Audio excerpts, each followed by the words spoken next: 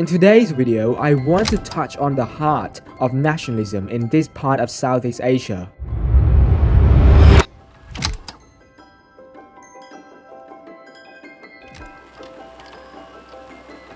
And why it is a problem for ASEAN.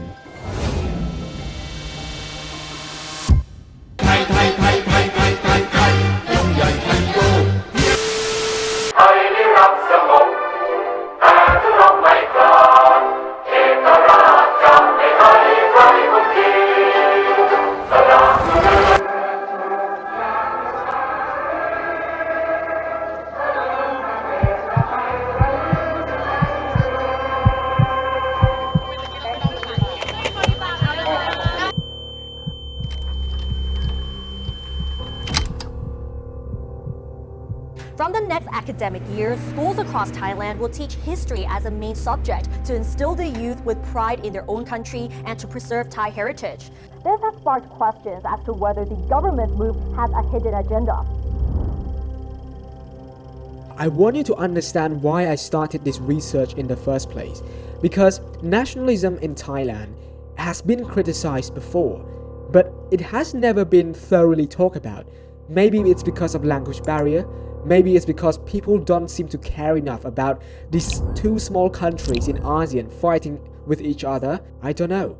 But what I know is that when war starts, people beginning to lose their lives and their homes, reactive actions will not be enough. And that is why I want to make this video where many have only criticized but never covered fully. I want to cover this aggressive aspect of nationalism in Thailand. My research and this video you're watching began when during the course of the month leading to the conflicts, there were a lot of escalatory words being used by Thai's military. Words like, we don't go to the International Court of Justice.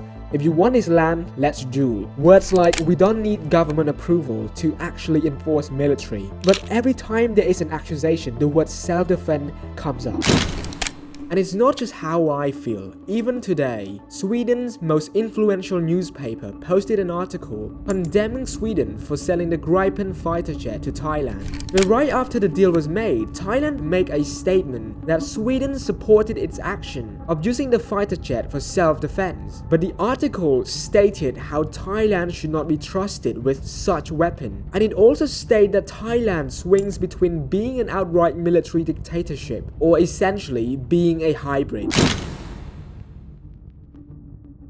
And even now, during a period of peace talk, a ceasefire, instead of motivating the country for peace, the country-led military runs its mouth talking about reclaiming lands, talking about using military force to seize a temple, to seize a small patch of land that has been ruled by court multiple times, and talks about kicking civilians out of their homes.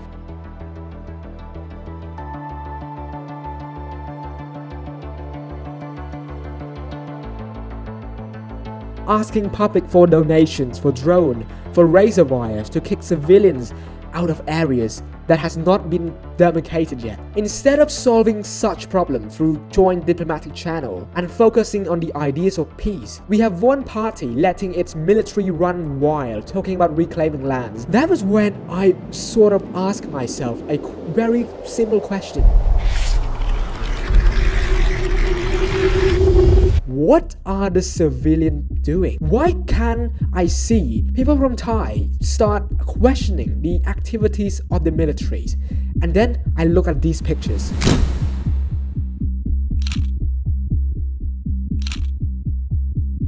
A man who spoke of war, almost like a warmonger. A man who spoke about dueling another country, going to university campus, being saluted by students, being applauded as if he was a superstar, despite talking about seizing land, reclaiming territory, making countless accusations that escalate tensions. Why are no one condemning his action? Why is everyone applauding his action? And having those questions in mind, I went 2 months back in time, and I saw more than 80% of Thai citizens voted for military leadership.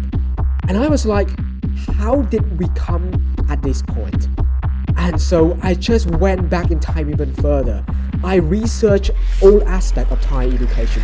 I researched their national anthems. I basically did my best to dig out every single part that has been written by different researchers from Thai, from other countries inside of Thailand. I want to understand what is this nationalism in Thailand. I tried my best to put all perspectives into matter because I want to understand, when does nationalism become a point where lines and boundary needs to be drawn and people around the world can pay attention to this matter before it gets too late?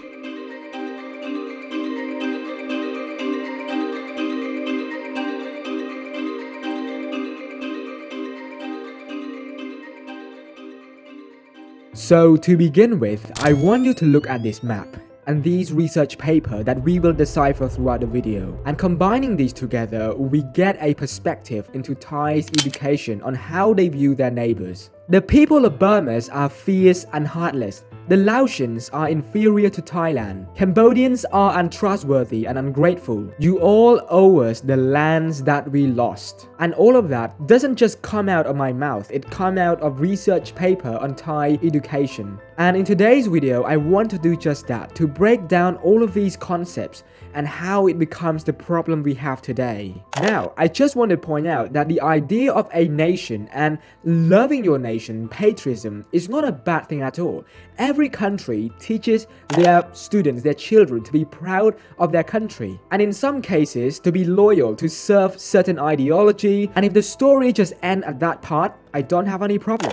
But it becomes a bigger problem when education in Thailand erases nuances from history and turn history as an unbroken line of monarchy. Starting from the Sukhothai era to Ayutthaya to Thonburi to Bangkok, the story is told as one continuous thread of the heroic king defending his nation. And with a story and deep history of monarch, history itself becomes a sacred truth. To question the past means to question the monarchy, means disloyalty, and you can be subjected to treason as well. And that is why I said nationalism is not a problem. I don't really care what Thailand or other countries are doing to enforce loyalty into their citizens, but it becomes a problem when nationalism is taught in a way that incites mistrust, suspicion, and that is exactly where our story began.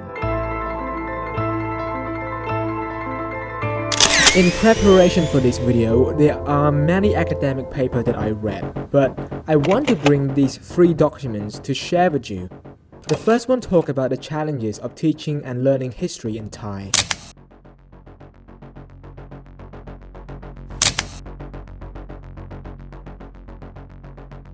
The second one talks about how outsiders are branded as disloyal or foreign, reinforcing the state nationalism. So these are Thai foreign extrajudicial killings. And finally, we have this very important bit that shows how maps of lost territories became weapons of memories. And these are just some among thousands of comments I just learned about their perspective on Cambodians.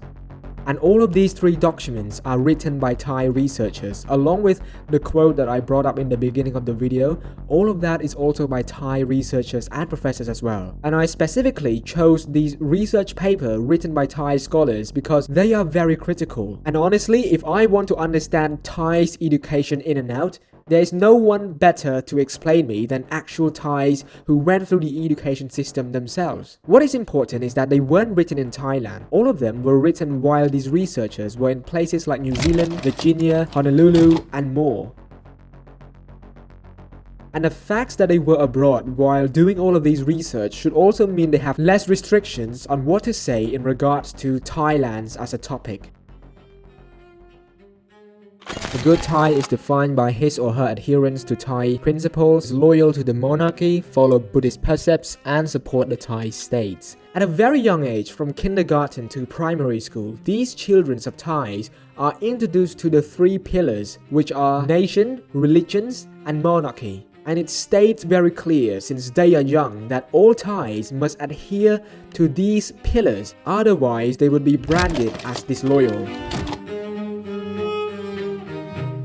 And it's also important to understand that these concepts are very drilled into Thai's military as well. So essentially, these children at a very young age are enrolled in these nationalistic programs, and they are being indoctrinated into these blurry lines between what is loyalty to a nation and also loyalty to the armed force, which is governed by the monarchy. The monarchy has ruled over Thailand for centuries, and so when we have these nationalistic agenda being drilled to children, and when they grow up, they have to learn history. The subject of history itself is not taught as a critical inquiry, but rather as a sacred truth, where whoever try to ask questions and whoever try to steer another way besides what is taught in these nationalistic agenda, they are basically being disloyal to the monarchy. And in Thailand, if you are disloyal to the monarchy, there will be problems.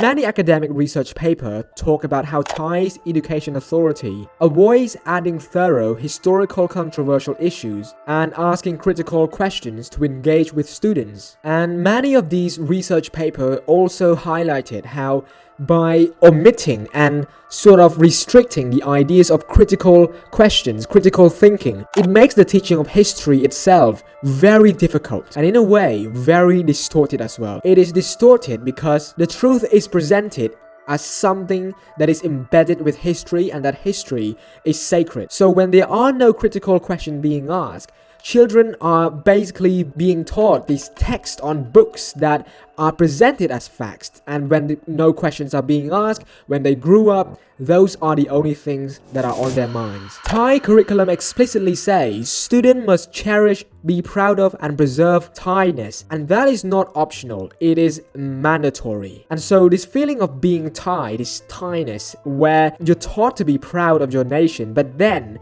you're taught these lines of history that are very distorted to the point where you sort of feel superior over others, and you feel like you are entitled to being superior over these people who are your neighbors. And what makes it even worse is the fact that not only are history being taught in a single lines with a lot of distortion, important moments in history are being omitted or being severely downplayed as well. For example, we have the 1932 Thai Revolution, we have the 1937 protest, we have the Thammasat University massacre, and so many other stories that are being omitted. So students only learn about the greatness of Thai and the heroic actions of the Thai kings ever since Thai and Ajucha, Thonburi, all of those kingdoms were created and continuous until today. And so students and children, they have only been taught about the greatness of their nations, but never been taught not to think badly, but to think critically about important moments that happen in Thai's history. And textbook retell the same story. Great kings saved the nations, Thailand was never colonized, and our neighbors, the Burmese, the Laos, the Cambodians, they threaten us. And for the research aspect on how Thailand views the people of Burma and the people of Laos, that can literally be its own video. But I will just leave a bit of snippets on what I have researched on their views, and here they are.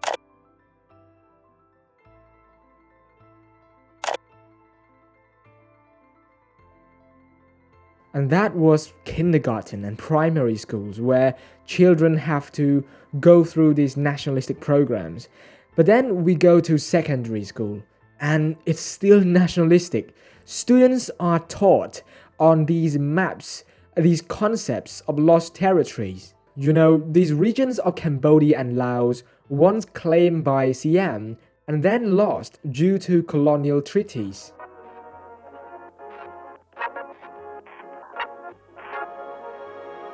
These maps, as shown in so many books on Thai's education, are not neutral geography. They are weapons of memories designed to make Thai children believe that their neighbors stole their lands, and popular culture reinforces this as they go through adulthood. Films like Bang Rajan and King Narason dramatize Thai heroism and Burmese villainy, and soap operas and many shows mock Laos and Khmer as uneducated and simpleton. An ideology like that, it doesn't just come out immediately once they learn, but when there is a conflict like recently, There were so many leaks of emotions and xenophobic behavior that shows from Thai saying that all Cambodians are stupid and ungrateful and untrustworthy, and it makes the conflict even worse, and it allows the Thai military to gain power over the civilian government. So the education system does not train critical thinking, it trains loyalty. To question the textbook is to risk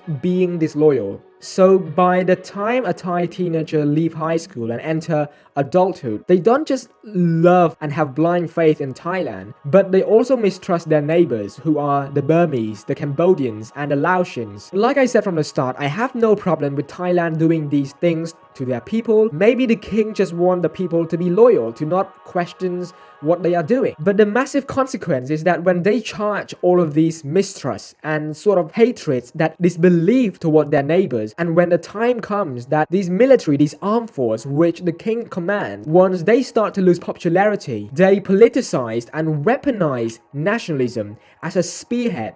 And these mobs of nationalists group up together, creating a chain of mob mentalities to bring up the popularity of the armed force, of the military government again. And these nationalists and ultra-nationalists, which is more than 60% in Thailand by the way, if you're a foreigner or a Cambodian who don't agree with them, they just label you as stupid. And it's very hard to have a critical discussion to actually talk and let them understand what is happening on their side. I've recently been to both Thailand and Cambodia within the last few months.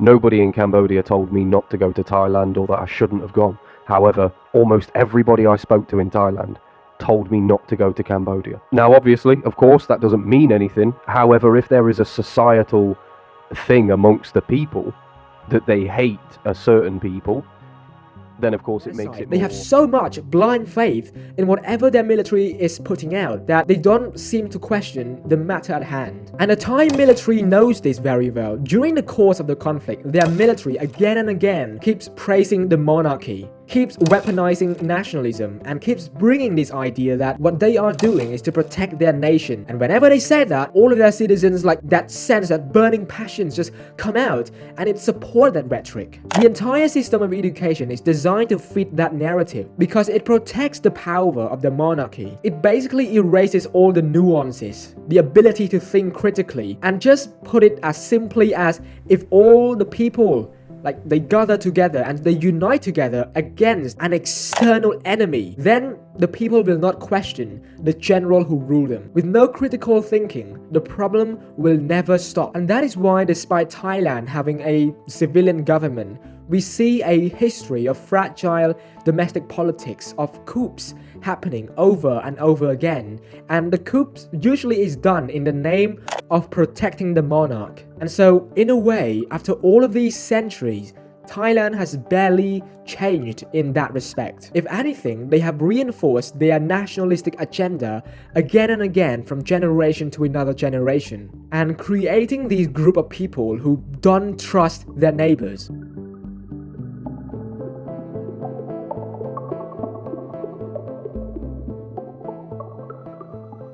And so if you are a new viewer and you listened to all of my sharing earlier, you might be asking me, well, how about Cambodia? What does Cambodia think of all of this?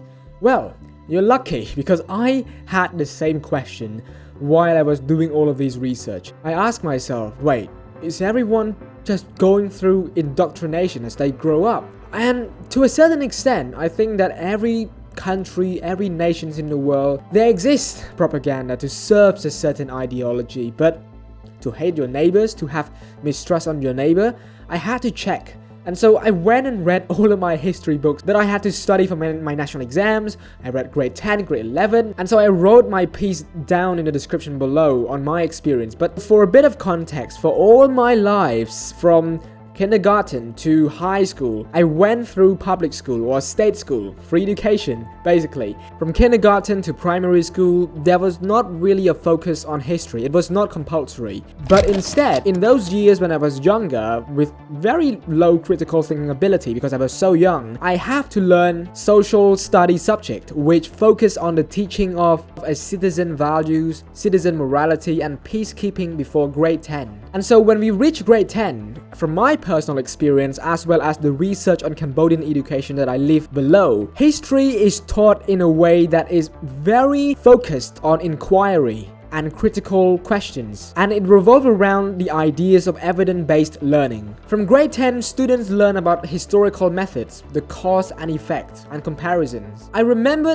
being quizzed on a lot of aspects about the causation, the effect of certain events in history. And looking back, I personally feel sad because there were so many points of time when my teacher really stressed on the ideas of asking questions. But personally, when I was in grade 10, I took it for granted. I just think that the teacher might be lazy to explain. That is why she didn't really want to talk about history. But looking back, she really tried to teach me history, and she really wanted the student to ask questions. So as a reflection, I personally feel quite sad. But what I strongly believe separate Cambodians' teaching of history to Thailand version of history is how in Cambodia, neighbors are taught in regional context. Students learn about the Angkor, about the Funan, about the Chainla, about the colonization, World War II, and modern Southeast Asia. And what is important is like what I stress.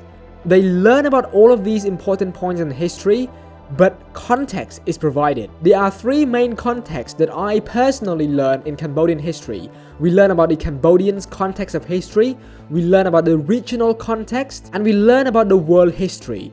And combining all of those three so that students are able to have a bigger pictures on how history is written. And so I want to clear this huge misconception that Cambodians are indoctrinated to hate Thailand or to think of Thailand as thieves, when in reality the idea of thieflands and all of those kind of words only came about when there are wars and conflict, and Thailand military comes and multiple times in the past tried to claim privilege here.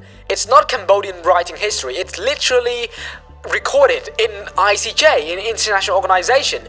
So we're learning history not based on this concept that, oh, you do this thing to us, we hate you. No, we learn history based on evidence, based on things that happen. And so I want to point that out importantly, that we didn't just learn history that, okay, this country, we want to hate them because such and such and such. And hopefully I present some of my viewpoint as a Cambodian and to what Cambodians' history of teaching as a whole, especially as I grew up studying in state school. But now I want to focus on what I found very interesting as I was researching about Thailand version of history.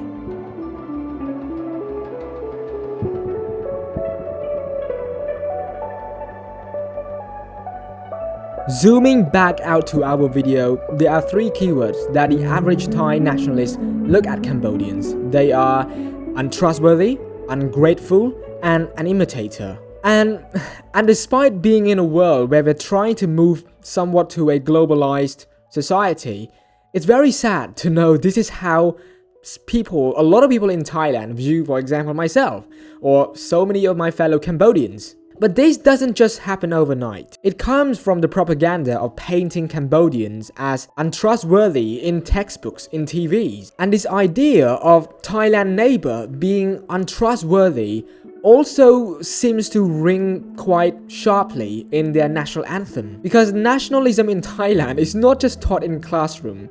This is very painful as I was researching it. It's also drilled into Thai's national anthem itself. It is an anthem that is being played twice a day, publicly everywhere in Thailand, 8 AM, 6 PM, every single day. So they grow up, they sing the song in school, in the morning, they hear that song, in the evening, they hear that song being publicly played. On one hand, it is respectable, that wholesome, nationalistic things, we love our nation.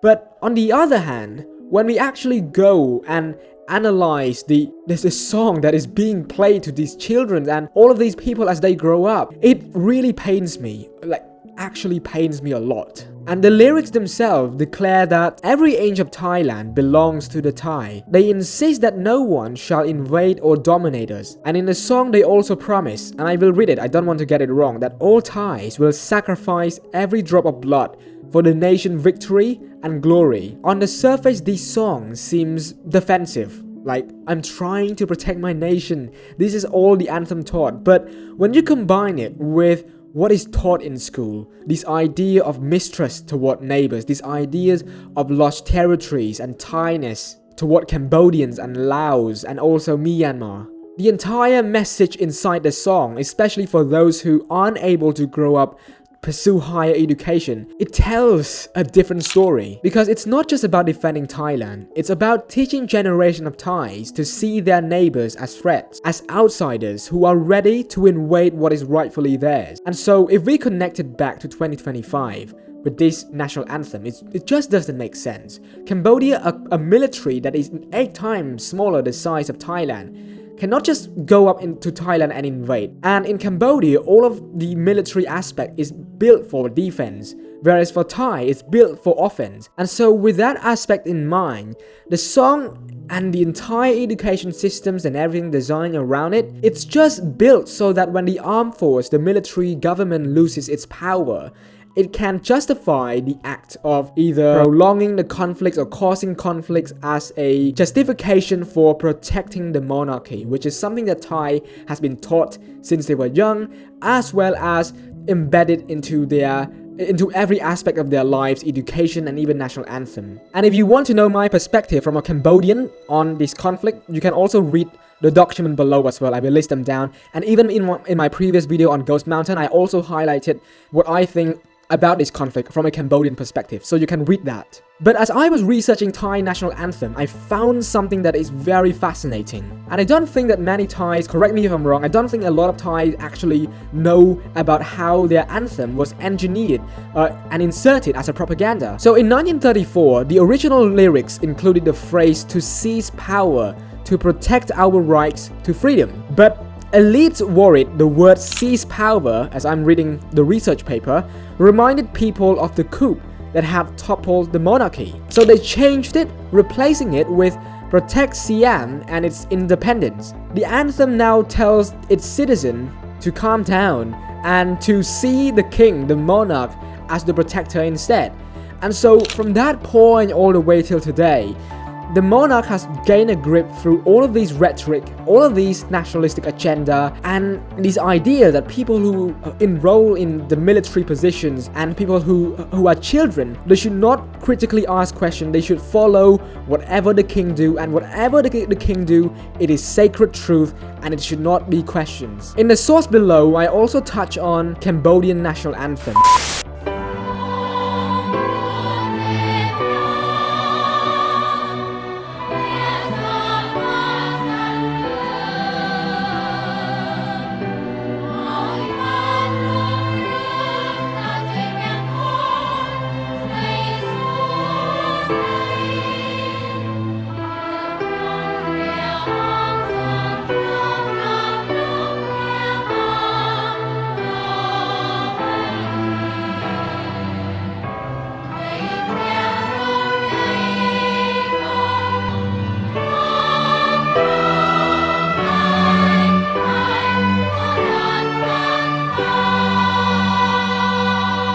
But just to summarize, Cambodian national anthem Nogoriach focused on this idea of calling out for heavens to protect the kings and to be faithful to religions as well as to traditions of Cambodians, and to praise the temples that Cambodians have built in the past and to protect what is left of Cambodians.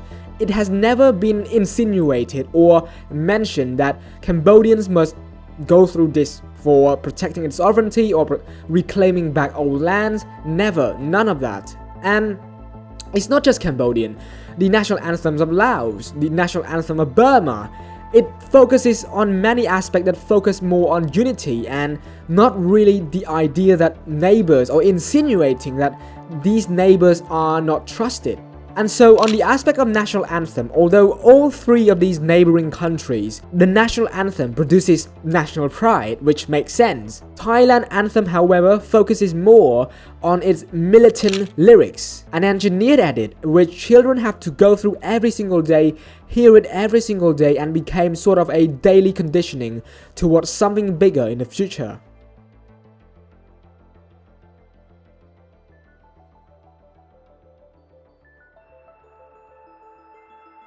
Like I said in the beginning of the video, in Thailand, history is taught as a single line. Single. And whoever tries to disrupt it, whether you are a teacher, whether you are a worker, a journalist, or a student, you are branded as disloyal. If you ever try to question the history, if you ever try to be very critical and it can turn in a way that threatens the monarchy, then you are disloyal. And so this single line represents a continuous story of the Thai nation centered on the monarchy and the three pillars, which are nation, religions, and monarchy. And Thai education cultivates royal nationalism and it raises controversial issues. And so, in a sense, Thailand's single-line version of history is like you are watching a movie with only one main character, which is the monarch. The whole story is about that hero, Thailand, which everyone else, Cambodia, Burma, Laos, the Muslim, show up only as enemies, sidekicks, or background extras. And as mentioned in many academic papers, including this one, Thai history is a history of king,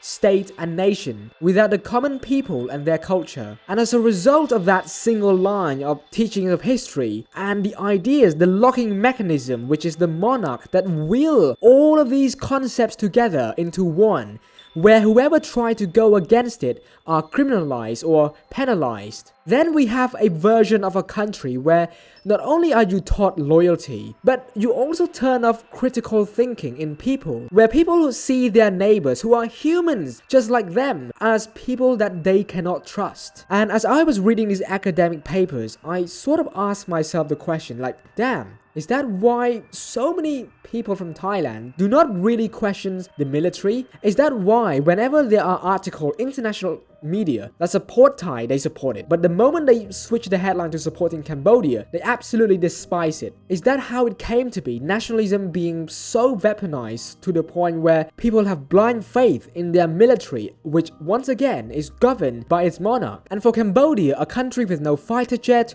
with nearly 8 times smaller the size of military, they use fighter jets to bomb public areas, temples, and civilians die as well.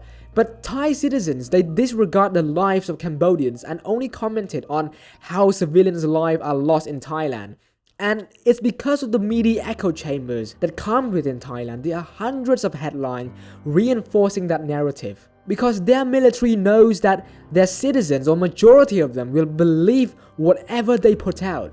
And that is concerning. When the idea of another human life is disregarded and your lives is put on a pedestal. And on the conflict of 2025, I also want to mention how the people of Thais, their message, their rhetoric changes. Initially when the conflict starts, the government, their military say, we want peace. They do the same, we want peace. And then when the ceasefire started, the government make a lot of accusations, right? With no verification at all. And then their citizens changes its tone completely from wanting peace to defending their military.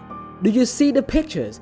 It's not about peace anymore. It's about defending my nation. Whatever my military is saying is right. They have proof, which is unverified by the way, but Thais believe them. They have proof. This showed what Cambodians are doing, but there is absolutely no base in their claim at all. But they don't question.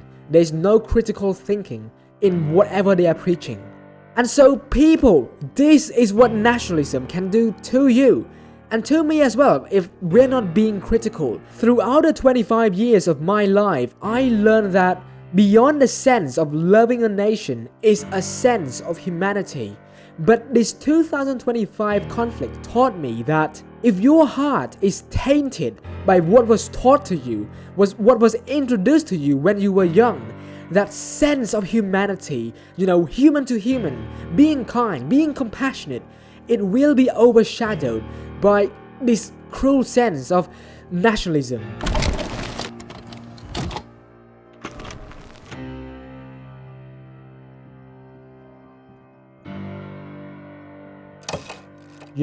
As I was researching this topic, one thing's really stuck in my mind all the time, and that is, please, just don't let it be true. But it's a sad ending to my research. So like what was said, I want to focus on Thai's perspective toward Cambodian. Because if you don't know already, I am a Cambodian, and currently Cambodia and Thailand has this border conflict. And throughout the conflict, I have seen how nationalism is being politicized and weaponized in Thailand for the Thai's military to gain back powers, to give power back to the armed force which is governed by the monarch. And so as a Cambodian myself, I feel like if I research Thai's perspective on Cambodia, and I already know Cambodian perspective on Thai, it will allow the puzzle to sort of be completed, if you understand what I mean. On the emotional aspect, there are a lot that I want to say on this, but that is literally a topic for another day, because just imagine children who almost are pure and innocent, and they have to go through these programs at a very young age, and they grow up into these ultra-nationalists and nationalists.